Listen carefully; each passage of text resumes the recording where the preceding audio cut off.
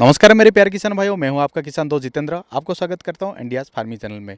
दोस्तों, रमेश जी के फार्म पे ऑलरेडी हम लोग ड्रैगन फ्रूट की फार्मिंग के बारे में 3 वीडियो बना चुके हैं, लेकिन ये वीडियो खास करके स्पेशल रहेगा क्योंकि ऑफ सीजन में कैसे आप एलईडी लाइट लगा के ड्रैगन फ्रूट की प्रोडक्शन ले सकते हैं उसके बारे में रहेगा।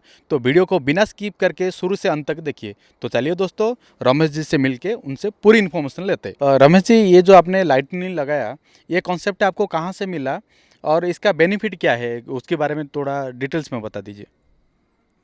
ये थोड़ा डिफरेंट लगेगा व्यूअर्स को।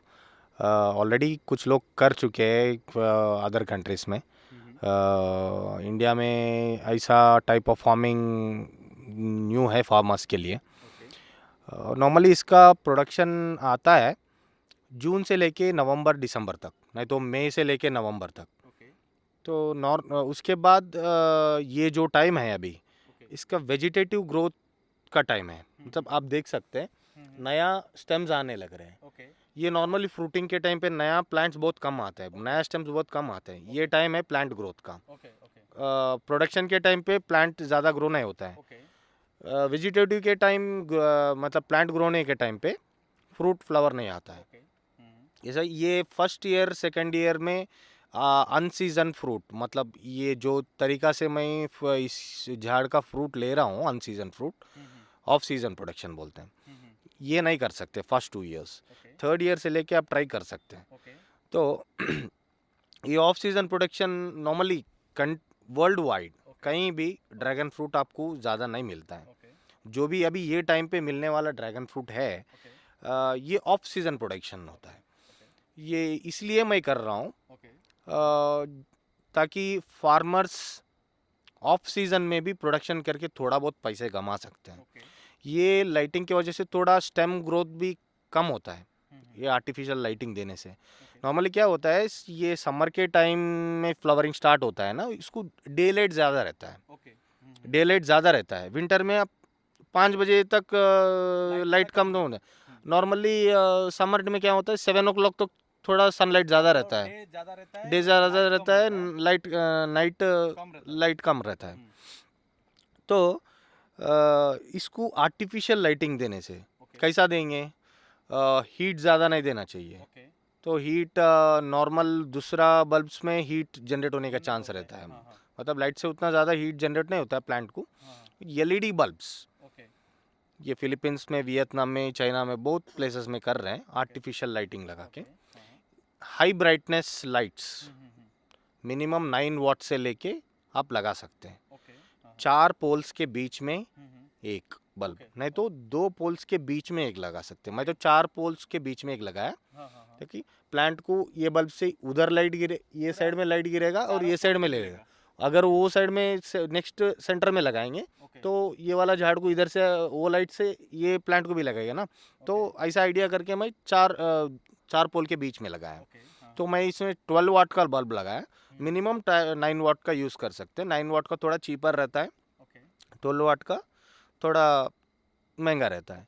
ये नॉर्मली यहाँ इंडिया का बल्ब्स लाया है, इसका कुछ डिफरेंट बल्ब्स का ज़रूरत नहीं है। मार्केट में अवेलेबल है नॉर्मल एलईडी लाइट्स, ब्रांडेड लेना है, 2 इयर्स वारंटी का बल्ब मिलता है। ऐसा बल्ब लगा के आप प्रोडक्शन ले सकते हैं। ऐसा कोई इम्पोर्टेड भी मिलता है, ताइवान में भी कहीं ये बल्ब्स मिलता है, कुछ ब्रांड्स हैं। अगर थोड़ा इम्पोर्टिंग का मुश्किल होता है, ये प्लांट्स के लिए सेपरेट बनाए सो लाइट्स रहता है, उसका ल्यूमेन ज़्यादा रहता है, वाट कम रहता है। मगर ये नॉर्मल लाइट यूज़ कर सकते हैं। वो अगर इंपोर्ट भी करेंगे तो आपको 350 रुपीज़ 300 रुपीज़ से गिरेगा। मगर ये लाइट जो मार्केट में मिलता है थोड़ा सस्ता है, मगर इसमें प्रोडक्शन थोड़ा कम आता होगा, मगर उसमें इन्वेस्टमेंट ज़्यादा है। ये नॉर्मली ऑफ सीजन के प्रोडक्शन के बारे में हम बात कर रहे हैं ना। ये क्यों करना चाहिए किसान भाई, क्योंकि नॉर्मल टाइम जो प्रोडक्शन होता है उसका भाव रहेगा मार्केट में। अगर हैदराबाद 150, 130, 200, 170 तक जाता है, मैक्स 170। अगर बॉम्बे जाएंगे, गुजरात जाएंगे तो 200, 250, 300 रुपीज़ तक मिलेगा। मेरा जो लास्ट ईयर सीजन का प्रोडक्शन का हाईएस्ट पेड है 300 रुपीज़ इन बॉम्बे, रेड का। तो वाइट मेरे पास ज़्यादा नहीं है, तो वाइट का ज़्यादा इधर लोकल में बिक जाएगा 100, 120, 130 रुपीज़ में। तो ये रेट जो है नॉर्मली सीजन में उतना रेट रहेगा 200, 250। ऑफ सीजन में इसका भाव रहेगा रेट डबल, 400, 450, 500 तक जाएगा ऑफ सीजन में, क्योंकि इम्पोर्टेड फ्रूट आता नहीं इंडिया में। ऑफ सीजन हाँ, प्रोडक्शन बहुत कम रहता है, तो माल शॉर्टेज होगा तो फ्रूट शॉर्टेज होगा तो ऑब्वियसली रेट बढ़ेगा कहीं भी क्रॉप में। तो ये लाइट के वजह से थोड़ा स्टेम्स ग्रो कम कम होने का चांसेस है, क्योंकि अभी क्योंकि वेजिटेटिव ग्रोथ का सही टाइम है। ये ठंडी के वजह से ज़्यादा स्टेम्स आने लगते हैं, तो वो थोड़ा कम हो जाएगा। वो सीजन में थोड़ा इफेक्ट होगा, सीजन का प्रोडक्शन थोड़ा कम होगा। हाँ, मगर ऑफ सीजन में आप पहले ही ज़्यादा रेट से बेच रहे हो, पैसे कमा रहे हो ना, तो सीजन में थोड़ा कम होगा तो चलेगा ना। कंपटीशन ज़्यादा रहेगा, रेट बढ़ेगा, तो रेट कम होगा तो प्रॉब्लम हो जाएगा। तो आप ऑफ सीजन में ज़्यादा पैसे निकाल सकते हैं। अगर सीजन में थोड़ा कम पैसा आएगा तो भी ओवरऑल द ईयर आप नहीं ज़्यादा ही बना सकते हो पैसे। इधर अगर 1 लाख आने से जगह आपको 4 लाख मिल रहा है, तो वहाँ 4 टन प्रोडक्शन करोगे आप 2 लाख ही मिलेगा। इधर 1 टन प्रोडक्शन करो आपको 4 लाख मिल रहा है, तो इधर ज़्यादा फायदा है। तो ऑफ सीजन में भी ज़्यादा ये छोटा छोटा स्टेम जो होता है रहता है ना, ये बस इसका मेंटेनेंस रहता है, वो कट करना चाहिए। आप ये जो ऑफ सीजन प्रोडक्शन देख रहे हो, इसका नॉर्मली लाइट लगाने के बाद 40 डेज़ के बाद फ्लावरिंग आना स्टार्ट होता है। इसका flowering to fruiting ripening time, harvesting time 40 days. तो 40 डेज़ में आपको प्रोडक्शन आएगा। 40 डेज़ लाइट लगाने के बाद 40 डेज़ के बाद आपको फ्लावरिंग स्टार्ट हो जाएगा। उसके बाद मतलब 2.5 मंथ्स के बाद आपको स्टार्ट होता है। नॉर्मली तो सितंबर मिड में स्टार्ट करना चाहिए। फ्लावरिंग ख़त्म होने, फ्रूटिंग सीज़न का फ्रूटिंग ख़त्म होने से पहले हम अगर लगाएंगे तो मई तक कंटिन्यू कर सकते हैं, अप्रैल तक कंटिन्यू कर सकते हैं मैक्स, अप्रैल मई तक। तो आपको कंटिन्यूएशन फ्रूटिंग रहेगा।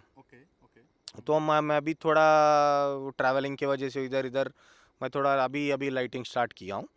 नॉर्मली तो आपको सितंबर मिड में या सितंबर एंड में, अक्टूबर फर्स्ट वीक में ऐसे स्टार्ट कर सकते हैं। हाँ, थोड़ा महंगा रहता है किसान भाई के लिए, छोटा फार्मर के लिए, मगर इसका बहुत अच्छा फ़ायदा है, ज़्यादा पैसा कमा सकते हैं फार्मर।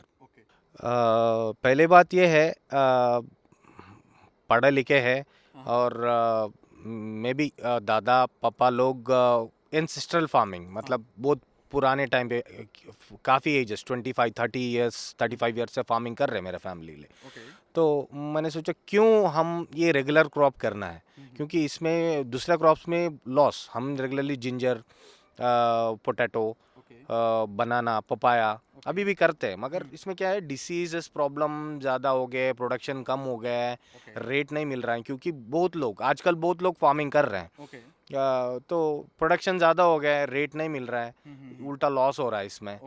तो कुछ अलग सोचना है, जैसा कि एवोकाडो है। इससे पहले मार्केट में सीताफल, एक घर में एक छोटा झाड़ रहता था, नहीं तो खेत पे एक छोटा झाड़ रहता था, बल्क प्रोडक्शन नहीं होता था खेत डालने। जैसे इससे पहले पपाया भी सेम था, जैसा 25 ईयर्स पहले मेरा पापा ने ऐसे ड्रैगन फ्रूट के जैसा पपाया ने स्टार्ट किया था।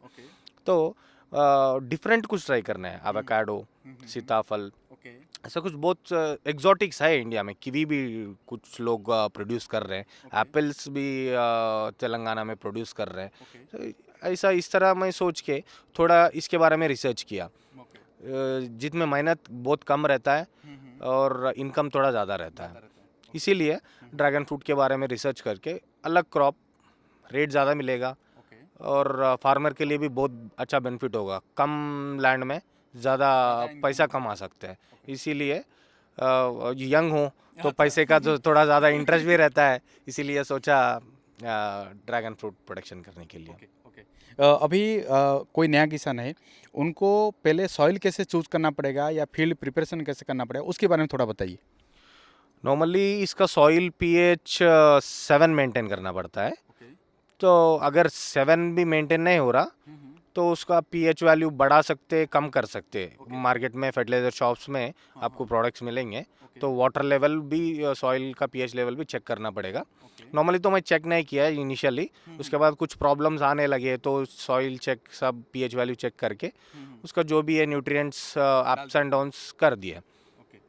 जैसे अगर कोई किसान अगर प्लांट ले तो कौन सी वैरायटी के ऊपर उनको जाना चाहिए, प्लस इनिशियली उनको पर प्लांट के हिसाब से कॉस्ट क्या रहेगा और कहाँ से ले, कैसे पौधा चूज करे? पहले मैं ये बताना चाहता हूँ, ये फार्मिंग में डिस्टेंस कितना लेना है और कैसा बनाएगा तो फार्म अच्छा रहेगा, ताकि इसका वाटर प्रॉब्लम के वजह से रूट और स्टेम डैमेज होने का चांसेस ज़्यादा है, सड़ने का चांसेस जैसा ज़्यादा है, जैसा कि अदरक में होता है, कई क्रॉप्स में होता है। पानी अगर ज़्यादा आ गए तो स्टैग्नेंट हो गए, it should be draining, well drained soil. पानी अगर गिरेगा तो निकल जाना चाहिए फार्म में से, नहीं तो ज़मीन में चले जाना चाहिए। वैसा टाइप सॉइल है तो बेस्ट सूटेबल है। अगर पानी भी बहुत कम है आपके पास तो भी ड्रैगन फ्रूट फार्मिंग कर सकते हैं। हम 4-5 दिन में 2-3 घंटे पानी देते हैं बस, ज़्यादा अगर पानी देंगे तो ख़राब हो जाएगा। सर्वे होगा प्लांट अच्छा से। तो पहले फार्म कैसा प्रिपेयर करना है ये बताता हूँ। फार्म नॉर्मली आप प्लाउ करके एक 7 to 10 डेज उसको ड्राई होने देना है। उसके बाद रोटावेटर मार के रोटावेटर से प्लाउ करना है। हाँ, तो 5 फीट का बेड, ये ब्लेड का प्लाउ रहता है। बेड, हाँ, जो बेड, हाँ, 5 नहीं, वो जो प्लाउ से मारते हैं ना, वो 5 फीट अगर ट्रैक्टर से चलाएंगे तो एवरी 5 फीट एक बेड आता है। तो 5 फीट डिस्टेंस का बेड वो सेटिंग करके बेड बनाना है। तो आपको अल्टरनेट बेड में पोल्स डिग करना पड़ेगा। हाँ, तो ये डिस्टेंस होगा, साइड बाय साइड डिस्टेंस होगा 10 फीट। तो लाइन में 8 फीट लगाना है। ये नॉर्मल साइज है, जो उससे कम नहीं लगाना है। रो टू रो 10 फीट है और प्लांट टू प्लांट हाँ, 8 फीट ये 10 फीट और ऐसा पोल टू पोल ये स्ट्रेट में 8 फीट। 10 फीट है हाँ, और हाँ, प्लांट टू प्लांट 8 फीट है। हाँ। तो बेड बनाने के बाद आप थोड़ा फर्टिलाइजर, ऑर्गेनिक फर्टिलाइजर डाल के, छोटा ट्रैक्टर रहेगा ना, उससे रोटरी टिलर रहता है ना, उससे मिक्स करना है। वो जगह पे मिक्स करना है, मार्किंग डाल के पोल लगाने का है। पोल लगा के पोल को चारों तरफ 4 स्टेम लगा सकते हैं। रूटेड प्लांट मिलेगा आपको मार्केट में, नहीं तो स्टेम मिलेगा, स्टेम भी लगा सकते हैं। क्योंकि जैसा कि पपाया है, टमाटोज है, मिर्ची है, बनाना है, इनका क्या होता है, छोटा छोटा झाड़ हम जब लगाते हैं ना, ये रैबिट्स वगैरह कुछ एनिमल्स है खाते नाइट में आके, तो वो डैमेज होने का चांसेस रहता है। ये तो कोई भी एनिमल टच नहीं करता क्योंकि इसको तॉन्स है, तो वो कुछ कर नहीं सकते, खराब भी नहीं होता है, they can sustain for long time. तो चारों तरफ 4 जाड़ लगाना है। 4 जाड़ लगा के उसको आप एक थ्रेड से बांध देना है।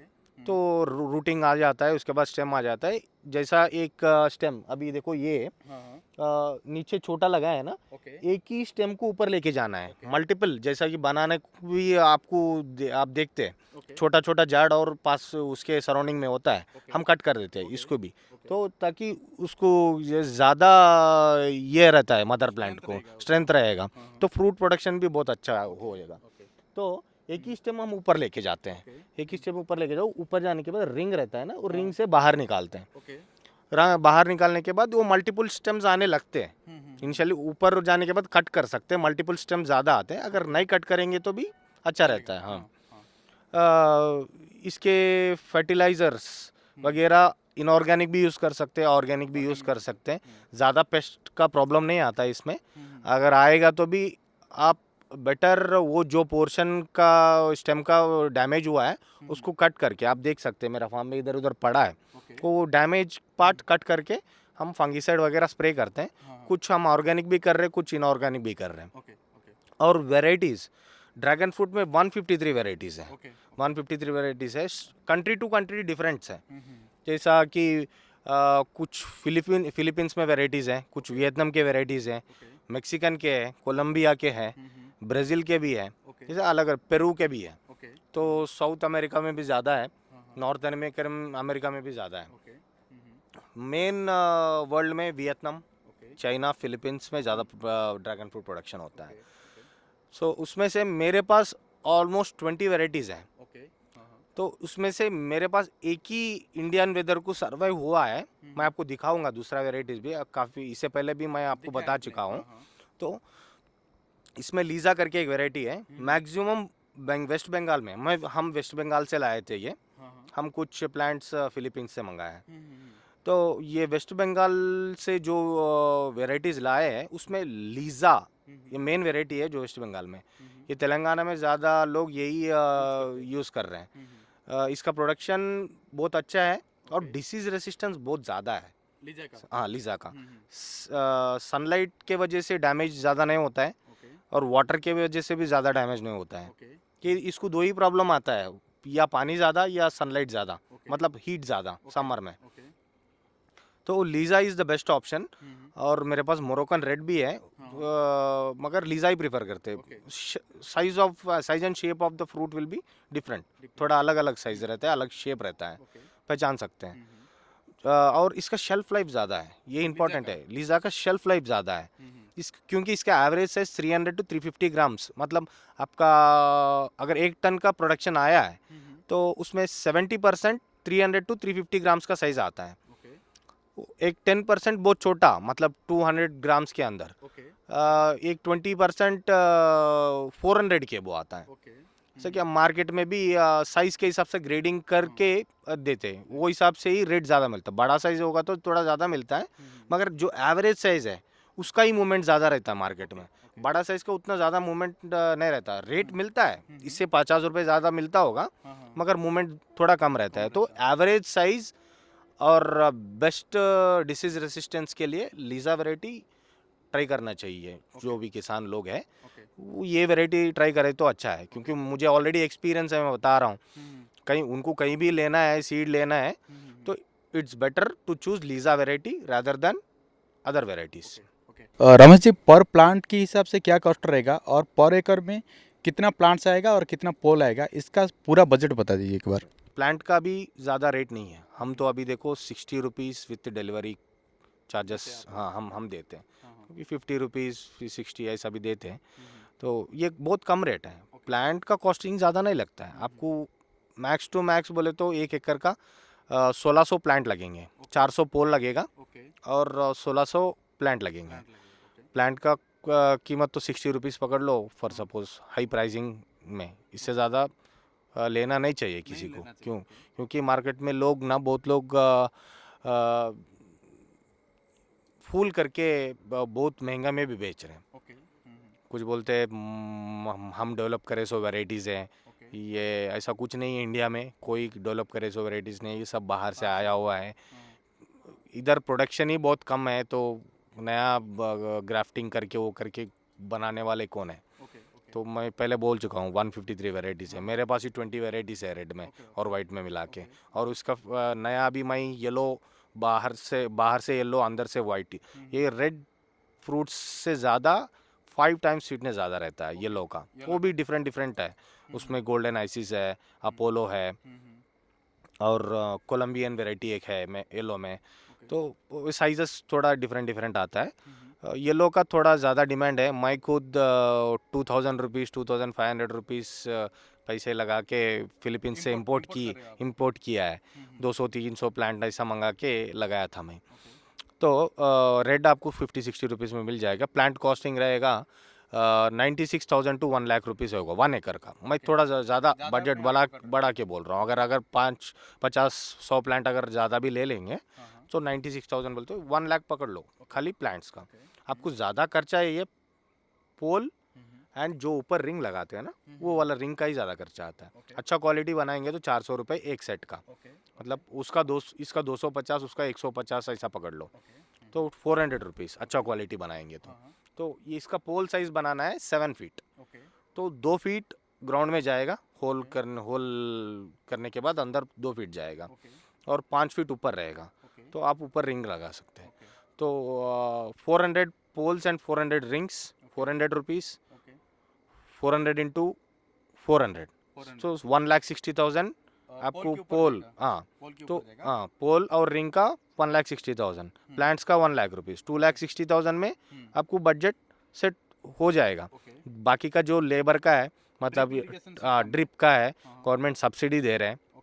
इधर हॉर्टिकल्चर में तेलंगाना गवर्नमेंट जनरल कैटेगरी में 10,000 रुपीज़ DD भर दिए तो दे देता है।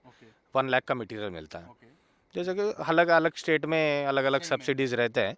अगर कोई पुराना फार्मर है, उसका ऑलरेडी ड्रिप है, तो उस पुराना यूज़ कर सकते हैं, कोई प्रॉब्लम नहीं। बेड के ऊपर प्लेन पाइप ले सकते हैं, प्लेन लैटरल पाइप ले सकते हैं, नहीं तो डिपर्स के साथ जो 1 फीट का होल्स रहता है वो भी ले सकते हैं।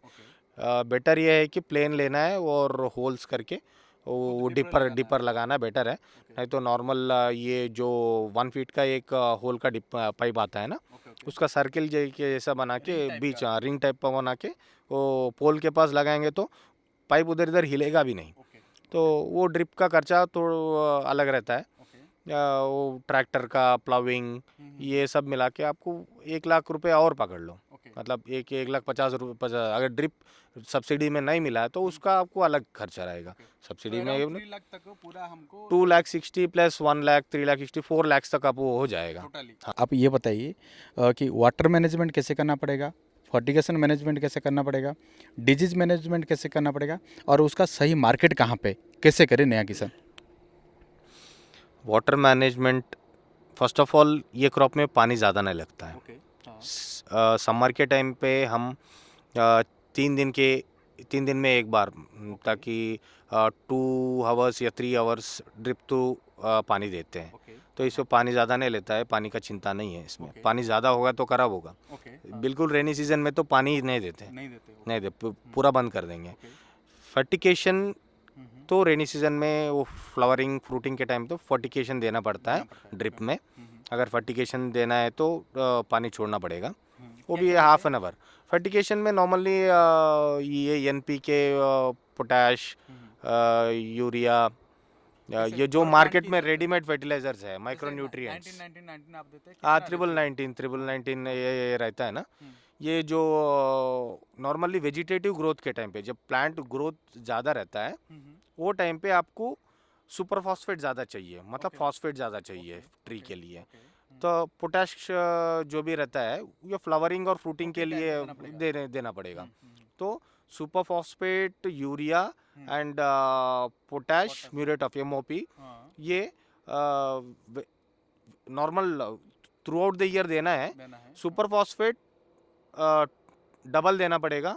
यूरिया मैं बोलता हूँ यूरिया, सुपर फॉस्फेट, पोटैश 1:2:1 हाँ, 250 ग्राम्स पर plant through out the year, साल में। तो वो हिसाब से आपको कैलकुलेशन करना है। हाँ, अगर नॉर्मल ये जो बैग्स अलग अलग मिलता है मिक्स करके दे सकते हैं। तो और फ्लावरिंग फ्रूटिंग टाइम पे यूरिया, सुपर फॉस्फेट, MOP 1:2 देना पड़ेगा। हाँ, अगर ऑर्गेनिक इनऑर्गेनिक करना है आपको, ऑर्गेनिक करना है तो काउ डंग, बफेलो डंग मिक्स, ये पोल्ट्री का वेस्ट, ये सब रहता है ना, ये दे सकते हैं। डिकम्पोजेबल जो ये दे सकते हैं। ऑर्गेनिक में थोड़ा साइज आने का थोड़ा प्रॉब्लम ही है, मगर ऑर्गेनिक इसमें गए तो ज़्यादा बेनिफिट्स है, थोड़ा ज़्यादा रेट भी मिलेगा मार्केट में। ऑर्गेनिक स्टोर्स में जो बिकेगा मेट्रो सिटीज़ में ज़्यादा रेट मिलेगा। अभी हम लोग मार्केटिंग के बारे में अगर बात करेंगे तो मार्केटिंग कैसा है इसका एक्चुअली।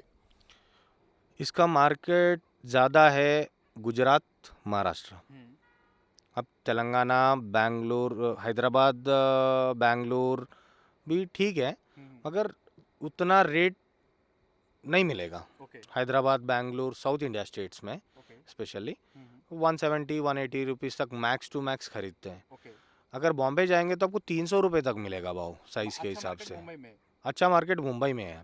मुंबई में आप APMC जाएंगे तो कुछ एग्जॉटिक्स का अलग अलग शॉप्स है वहाँ पे APMC मार्केट में। वहाँ वेंडर्स भी बहुत सपोर्टिव है। आप पहले इधर रेट बात करके वो बेच सकते, पैसे पहले ले सकते हैं, क्योंकि फ्रूट का डिमांड है तो वो दे देगा। तो हम क्या करते हैं नॉर्मली, हम 200 रुपीज़ मैं दे देता हूँ ओके, उनको, फिक्स हाँ। रेट करके दे देता हूँ। ओके, हाँ, वो कितने में भी बेच लेगा, ओके, मुझे पता, प्रॉब्लम नहीं है। ओके, हाँ, हाँ, ये कमीशन बेस पे ऐसा नहीं चलता ये। ओके, ओके, कुछ लोग करते हैं मगर हाँ, ऐसा नहीं करना चाहिए, नहीं क्योंकि करना चाहिए। फार्मर का डिमांड इधर ज़्यादा है, करेक्ट, तो हाँ। फार्मर का अपर हैंड है।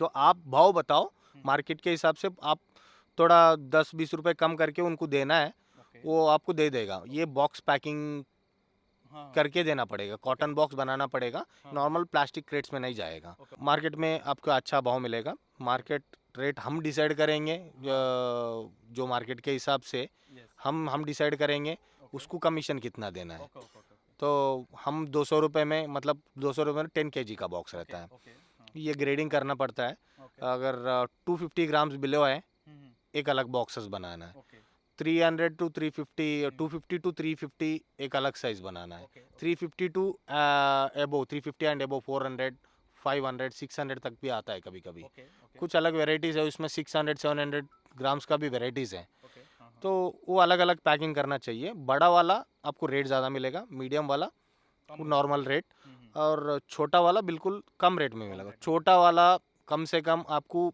मुंबई में 160 170 में जाता है। ओह! नॉर्मल वाला अच्छा वाले का 200, दाम, हाँ 200 210 रुपीज़ में जाता है। ओके, मार्केटिंग का कोई प्रॉब्लम नहीं है। हुँ, हुँ, अगर कुछ प्रॉब्लम है आपको, फार्मर को जो अभी अभी डाला है, हुँ, हुँ, वो कुछ प्रॉब्लम है, मुझे कॉल कर सकते हैं। हुँ, हुँ, उनको मैं खुद खरीद के हुँ, मेरा ब्रांड लेबल पे मैं मार्केट में बेचता हूँ। ओके, वरना आप उनको मैं कांटेक्ट देता हूँ, मैं गाइड करता हूँ ताकि वो लोग जाके बेच सकते हैं। ओके, हम्म। ओके। अगर कोई किसान को मार्केटिंग में दिक्कत है, तो वो आपको कॉन्टैक्ट कर सकते ज़रूर हैं? कर सकते हैं, किसान लोगों के लिए हेल्प करने के लिए I am okay, always there. Okay, कभी भी कॉल कर सकते हैं आप, नंबर भी लगाइए। ओके, मेरा किसान भाइयों, मेरा नंबर है 7981 हुँ, 999 362। मेरा नाम रमेश रेड्डी है। ओके, 7981 999 362। ये नंबर पे आप कभी भी कॉल कर सकते ही, फार्मिंग के रिलेटेड, मार्केटिंग के रिलेटेड, कभी भी मैं आपको हेल्प करूँगा। ओके, धन्यवाद। ओके। किसान भाइयों, आशा करता हूँ कि ये वीडियो आपको काफ़ी अच्छा लगा होगा, क्योंकि रमेश भाई ने बहुत अच्छी तरीके से उन्होंने ड्रैगन फ्रूट फार्मिंग के बारे में ए टू जेड इन्फॉर्मेशन दिया। फिर भी आपके मन पे अगर कोई भी डाउट्स है या कोई और इन्फॉर्मेशन है, तो आप हमें कमेंट्स करके बता सकते हैं। अदरवाइज रमेश जी का नंबर भी है, आप उनको भी कांटेक्ट कर सकते हैं। तो दोस्तों, और एक नया वीडियो में फिर से मुलाकात होगा। अभी तक के लिए हमको इजाज़त दीजिए। वीडियो पे बने रहने के लिए आपको बहुत बहुत धन्यवाद।